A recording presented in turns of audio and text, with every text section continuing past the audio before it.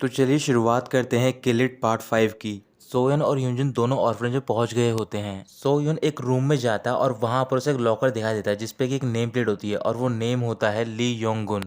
फिर उसे याद आ रहा होता है कि ये नाम एक लड़की का होता है जिसके हाथ में एक पेपर प्लेन होता है। फिर वो नेम चिट को उखाड़ता है और दूसरी ओर देख रहा होता है और उसे याद आ रहा होता है कि इस जगह पर एक छोटे बच्चे को पीटा जा रहा होता है, उसका नाम बुलाया जा रहा होता है नंबर 88। यूनजिन एक दूसरे रूम में होती है और वहां पर उसे भी एक नेम प्लेट मिलती है। वो नेम प्लेट होती है ऑर्फनेज के प्रेसिडेंट की और उसका नाम होता है सीए वॉन सुक। इसके बाद वो बाहर निकलकर कॉरिडोर में जाती है और एक दीवार के पास जाकर रुक जाती है। वो दीवार थोड़ी सी टूट रखी होती है। फिर वो उसमें से एक ईंट निकाल रही होती है। ईंट हटाने के बाद उसे कुछ भी दिखाई नहीं देता। फिर उसे याद आ रहा होता है कि जब वो बचपन में ईंट हटाया करती थी तो फिर उसे यहाँ पर एक प्लेन और साथ में चॉकलेट मिलती थी।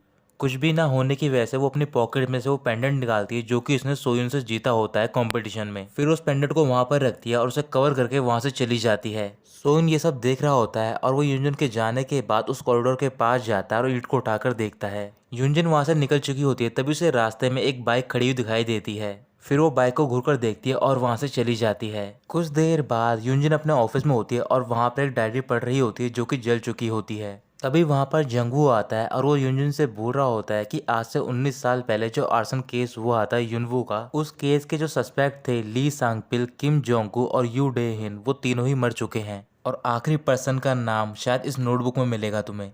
इसके बाद दोनों साथ में बैठ जाते हैं और स्नैक्स खा रहे होते हैं। यूनजिन पूछ रही होती है कि तुम इन लोगों को कब से ट्रैक कर रहे हो। जंगू बता रहा होता है कि मैं इन सबको किम जोंगकू के केस से ट्रैक कर रहा हूँ और मैंने तुम्हें पहले ही बताया था कि जब तक मैं एक गेम फिनिश नहीं करता मैं अगला नहीं स्टार्ट करता हूँ। और इस केस में भी ऐसा हुआ था। यहाँ पे लोगों के मर्डर तो हुए थे लेकिन कोई भी मर्डर नहीं मिला था। जो भी सस्पेक्ट थे बिना किसी एविडेंस ना होने की वजह से उन्हें छोड़ दिया गया। इस वजह से ये केस भी कोल्ड हो गया, यानी कि ठंडा पड़ गया। यूनजिन बोल रही होती है कि जिन तीनों पर्सन के तुमने नाम बताए हैं वो तीनों आर्सन केस के विटनेस थे यूनवू के। फिर जंगू बोल रहा होता है मुझे नहीं लगता कि वॉन सुक का कोई भी डायरेक्ट रिलेशन है यूनवू से, बट जो यूनवू था उसका सारा फोकस रहता था हानसोल ऑर्फनेज पे। तभी यूनजिन गुस्से से उसकी ओर देखती और पूछ रही होती है कि तुम मेरे बारे में कितना जानते हो। फिर जंगू एक एक करके रिलेटेड बताता है और आखिर में बोल रहा होता है कि तुम भी ऑर्फनेज से रिलेटेड हो। यूनजिन मुस्कुराकर बोल रही होती है कि ये एक सीक्रेट था, मेरी मॉम ने हर कोशिश करी इसे छुपाने की।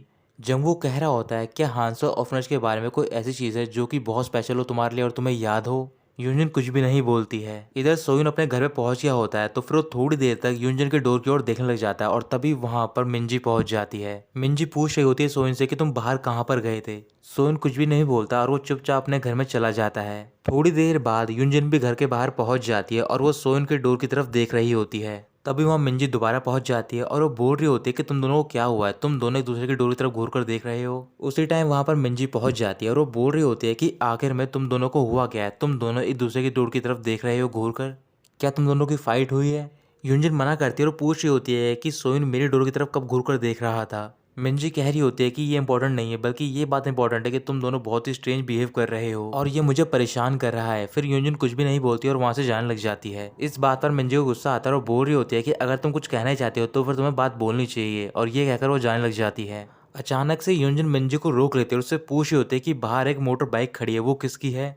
मिंजी बता रही होती है कि शायद वो बाइक सोयुन की है, वो अभी थोड़ी देर पहले अपनी बिजनेस ट्रिप के लिए गया था और वैसे तुम ये बात क्यों पूछ रही हो। यूनजिन बोल रही होती है क्या तुम्हें पता है कि वो कहाँ पर गया था। फिर मिंजी बोलती है इसका एक ही तरीका है पता लगाने का। अगली सुबह सोयुन अपने क्लिनिक में होता है और वहां पर अपने डॉग को खाना खिला रहा होता है। तभी वहां पर मिंजी पहुंच जाती है। मिंजी सोयुन से बोल रही होती है कि कितना टाइम बीत गया, तुमने मुझे अभी तक कुछ भी नहीं खिलाया है, क्या ये डॉग मेरे से ज्यादा इंपॉर्टेंट है तुम्हारे लिए। चलो तुम इस बारे में भूल जाओ, लेकिन तुम्हें मेरी एक विश पूरी करनी होगी, मैं अपनी पूरी फैमिली के साथ खाना खाना चाहती हूँ। सोन बोल रहा होता है कि जब तुम्हारी फैमिली हो तब तुम खा लेना। फिर यूमिनजी बोल रही होती है कि मेरी कोई फैमिली नहीं है, इसी वजह से मैं अपनी सेकंड फैमिली से बात कर रही हूँ, यानी कि तुम। जब भी मैं बाहर अपने स्कूलमेट्स को देखती हूँ अपनी फैमिली के साथ खाते हो, मुझे काफ़ी जेलस फील होता है। यूनजन की फैमिली ने उसके घर पे फूड भेजा है और उसने हमें इनवाइट किया है, क्या तुम चलोगे। सोइन मान जाता है। फिर वो दोनों यूनजुन के घर पे जाते हैं। वहां पर फिलिप पहले से मौजूद होता है और वो यूनजुन की हेल्प कर रहा होता है। तभी यूनजुन, मिंजी, फिलिप तीनों किचन के अंदर चले जाते हैं और जो सोइन होता है वो यूनजुन का घर देख रहा होता है। अचानक से सोइन की नजर पड़ती है एक पेपर प्लेन पे। जब उसे ओपन करता है तो उसमें लिखा होता है नंबर 88 हैप्पी बर्थडे। यूनजुन भी किचन से सोइन की ओर देख रही होती है लेकिन वो कुछ भी नहीं बोल रही होती। फिर सोइन अपना फोन निकालता है और उस प्लेन की फोटो लेकर दोबारा प्लेन को वहीं पर रख देता है। इसके बाद वो चारों बैठकर साथ में खाना खा रहे होते हैं। खाना खाते दौरान मिंजी अचानक से सोइन से बोलती है कि तुम कल रात को कहाँ पर गए थे, मैंने तुम्हें मना किया था कि तुम रात को मोटर बाइक राइड मत किया करो, ये डेंजरस होता है। उसी टाइम यूंजुन भी सोइन से बोलती है कि मुझे नहीं पता था कि तुम मोटर बाइक भी राइड करते हो, मैं तुम्हें कभी चलाते हुए नहीं देखा है मोटर बाइक्स को। फिलिप कह रहा होता है कि ये कभी कभार मोटर बाइक्स राइड करता है। फिर यूंजन फिलिप से पूछ रही होती है कि तुम दोनों कब से फ्रेंड हो।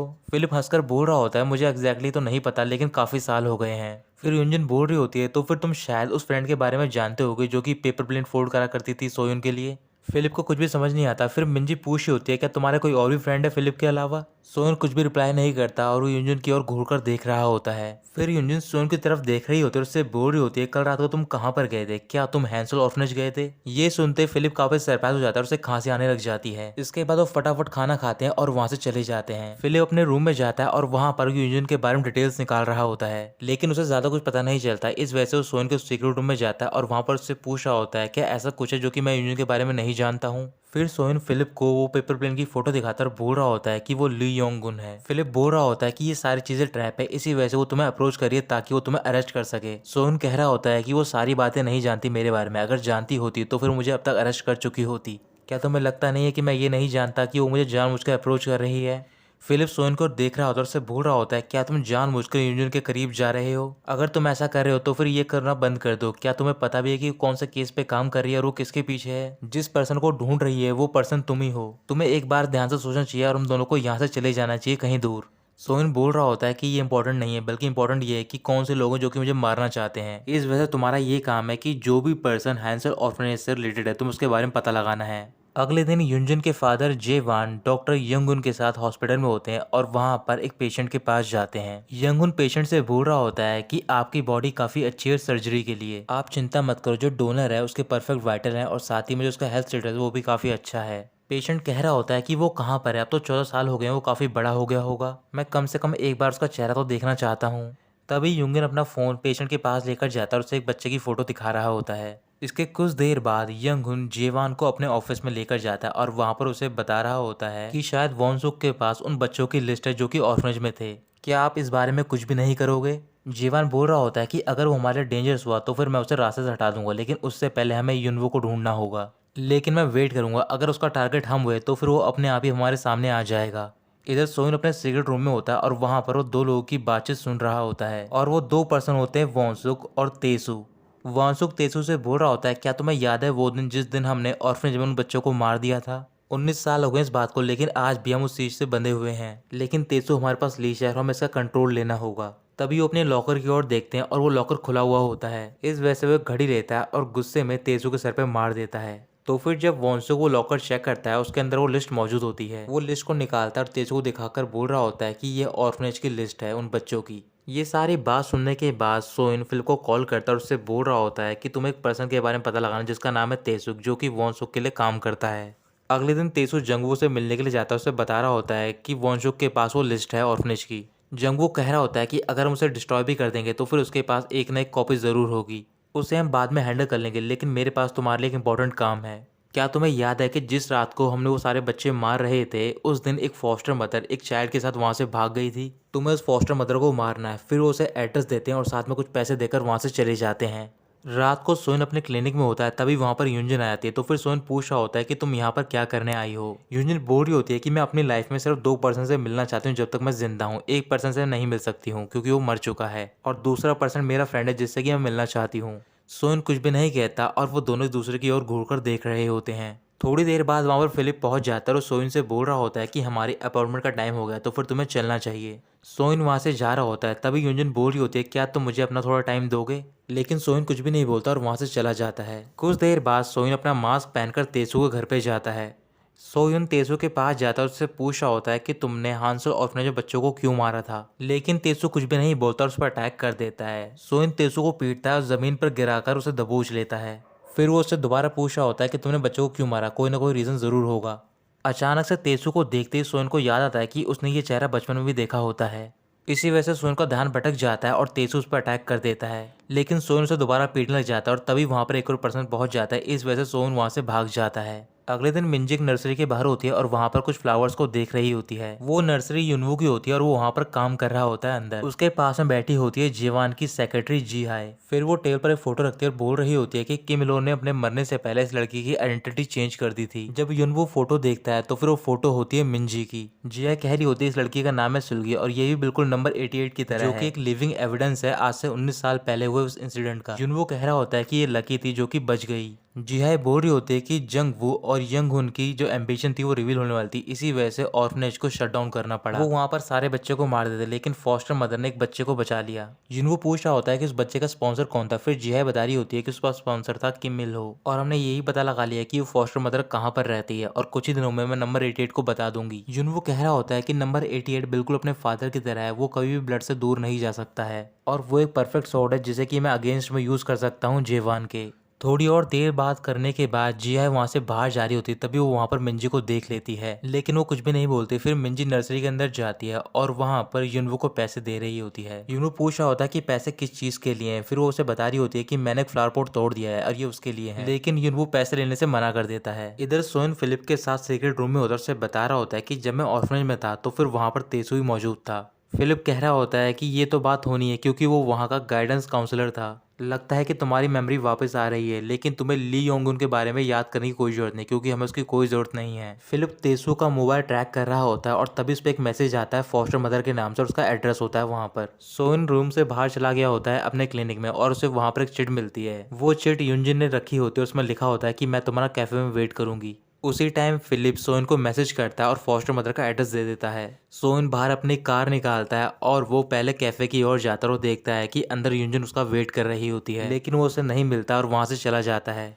सोइन बाहर अपनी कार निकालता है और वो पहले कैफे की ओर जाता है और देखता है कि अंदर युनजिन उसका वेट कर रही होती है, लेकिन वो उसे नहीं मिलता और वहां से चला जाता है। थोड़ी देर बाद वो दिए एड्रेस पे पहुंच जाता है जहाँ पर वो फॉस्टर मदर रहती है। पहुंचने के बाद वो फॉस्टर मदर से बोल रहा होता है कि मैं हैंसल ऑर्फनेज के बारे में जानना चाहता हूँ। फॉस्टर मदर घबरा जाती है और उसे बाहर निकालकर अपने घर के अंदर चली जाती है, लेकिन सोइन दोबारा घर के अंदर जाता है और वो बाहर खड़े होकर बोल रहा होता है कि अगर आपको कुछ भी याद आए तो फिर मेरे दिए हुए नंबर पर कॉल करना क्योंकि मैं भी उसी ऑर्फनेज का एक बच्चा हूँ। फिर वो अपना नंबर रखकर वहां से चला जाता है। रात को वो दोबारा कैफे के पास से गुजर रहा होता है और वो देखता है कि युनजिन अभी भी उसका वेट कर रही होती है, लेकिन वो नहीं रुकता और वहां से चला जाता है। काफी देर तक कैफे में वेट करने के बाद युनजिन वहां से जा रही होती है, तभी वहां पर सोइन पहुंच जाता है। इसके बाद दोनों साथ में पैदल घर जा रहे होते हैं। थोड़ी देर चलने के बाद वो दोनों एक बेंच पे बैठ जाते हैं। फिर सोइन उससे बोल रहा होता है कि तुम मेरा अभी तक वेट क्यों कर रही थी, अगर मैं नहीं आता तो फिर तुम क्या करती। युनजिन बोल रही होती है मुझे लगा था कि तुम नहीं आओगे लेकिन मैं फिर भी वेट कर सकती हूँ, ऐसा रीजन मार के कि तुम ऑर्फनेज से बिलोंग करते हो, इसी वजह से तुम नहीं आए मुझसे मिलने के लिए। सोइन पूछ रहा होता है कि तुम्हें ऐसा क्यों लगता है। फिर युनजिन बता रही होती है कि जब तुम मेरे घर में आए थे तो फिर तुमने सबसे पहली चीज देखी थी वो पेपर प्लेन। सोइन पूछ रहा होता है कि वो ऑर्फनेज कैसे टाइप का था। युनजिन बता रही होती है कि वो ऑर्फनेज बिल्कुल हेल की तरह था, वहाँ पर कोई भी तुम्हारी केयर नहीं करता था, बच्चों से वहाँ पर मजदूरी कराई जाती थी, कोई भी उनकी बातों को नहीं सुनता था। जब बचपन में युनजिन उस ऑर्फनेज में रहती थी तो फिर एक दिन वो एक पेपर प्लेन में कुछ लिखती है और उसी कॉरिडोर में जाके ईंट के पीछे छुपा देती है। तभी वहाँ पर एक बच्चा आता है और वो बच्चा होता है नंबर 88। वो उस प्लेन को अपने रूम में ले जाता है और देख रहा होता है, उसमें लिखा होता है कि मैं कल मरना चाहती हूँ।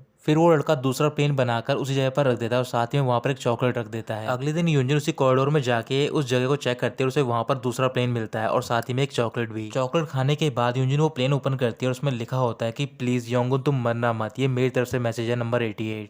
सोइन युनजिन से पूछ रहा होता है क्या तुम्हें अपने फ्रेंड का फेस याद है। युनजिन बोल रही होती है कि इतना मुझे याद नहीं, लेकिन मुझे एक चीज याद है कि उसने मेरे उस हेल को मेरे लिए पैराडाइज में चेंज कर दिया था। ये कहकर वो सोइन की तरफ घूरकर देखने लग जाती है। अगले दिन सोइन अपने घर में होता है, तभी उसके फोन में एक मैसेज आता है कि मुझे याद आ गया नंबर 88 और वो नंबर होता है फॉस्टर मदर का। इसी वजह से सोइन उनसे मिलने के लिए जा रहा होता है। इधर युनजिन भी अपने ऑफिस से पहुंच जाती है और वहां पर वो जंगू से बात कर रही होती है केस से रिलेटेड। युनजिन जंगू से बोल रही होती है कि यू डेहीन और करीमा का जो मर्डर है वो बिल्कुल सेम है।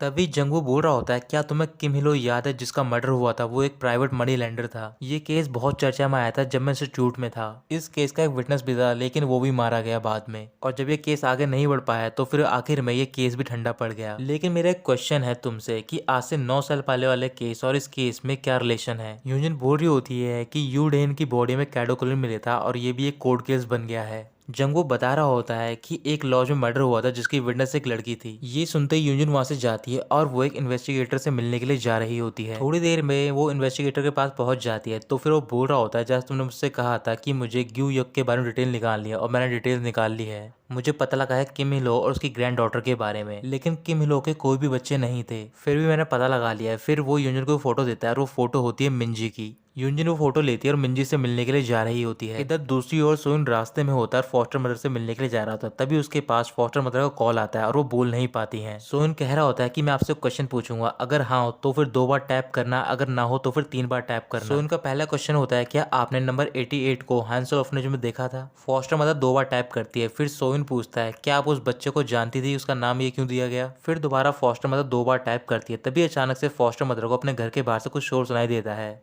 सोइन पूछ रहा होता है कि आप डेंजर में, और फॉस्टर मदर 2 बार टैप करती है, लेकिन तभी फॉस्टर मदर के घर में तेसु पहुंच जाता है। फिर सोइन फिल को कॉल करता है और दिए नंबर को ट्रैक करने के लिए बोलता है और वो नंबर होता है फॉस्टर मदर का। थोड़ी देर बाद वो फॉस्टर मदर घर पे पहुंचता है, लेकिन वहां पर कोई भी नहीं होता। फिर वो जंगल की तरफ जाता है और वहां पर उसे फॉस्टर मदर का मोबाइल मिलता है। इधर दूसरी ओर यूंजन घर के पार पहुंच गई होती है और वो जल्दबाजी में मिंजी से मिलने के लिए जाती है और ये सब फिलिप देख लेता है। फिर वो सोइन को कॉल करता है ये सब बताने के लिए। यूंजन मिंजी के घर पे जाती है तो फिर मिंजी उससे पूछ रही होती है कि तुम यहाँ पर क्या करने आई हो। यूंजन मिंजी को अपने साथ बैठाते और पूछ रही होती है कि उस दिन लॉज पर क्या हुआ था। मिंजी कह रही होती है कि तुम किस बारे में बात कर रही हो। तो फिर यूंजन उसके सामने उसके बचपन की फोटो रखती है और बोल रही होती है कि तुम्हारे साथ एक और विटनेस था जिसने कि तुम्हें प्रोटेक्ट किया था। मिंजी कह रही होती है कि मैं कुछ भी नहीं जानती और वो काफी घबरा जाती है। फिर इस वजह से वो वहां से जा रही होती है। तभी यूंजन बोलती है कि आज से 9 साल पहले तुम अपने ग्रैंडफादर के साथ एक लॉज में थी, वहां पर एक और विक्टिम था और मैं सिर्फ उसके बारे में ही जानना चाहती हूँ। मिंजी काफी डरी हुई होती है और वो रोना स्टार्ट कर देती है और तभी वहां पर सोइन पहुंच जाता है। तो दोस्तों यहीं खत्म होता है ये पार्ट।